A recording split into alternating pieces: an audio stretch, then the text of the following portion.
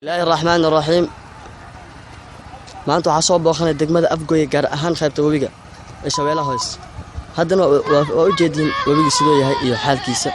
inkastoo ay ka jirto biyo oo zaid ah wabigana waa khalalay waad u jeedaan hadda aan ku socdo dhulka uu yahay wabigana saan xaaladiis u dambeysay Afgoye waa filaysiin saa u jeedin Afgoye wabigana waa kan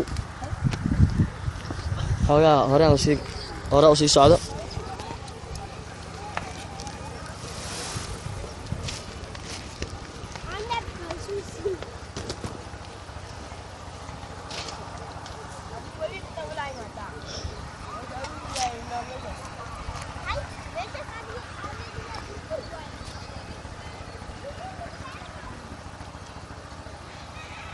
wabi Afgoye saana u dambeysay inkastoo aad u liito nolol ahaantiisa iyo qaab ahaantiisa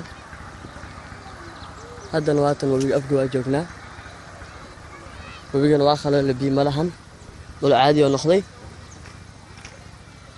dadweynahan waxaa filaynaa inay daawan doonaan fiidiyogan hadduu Ilaahay yiraahdo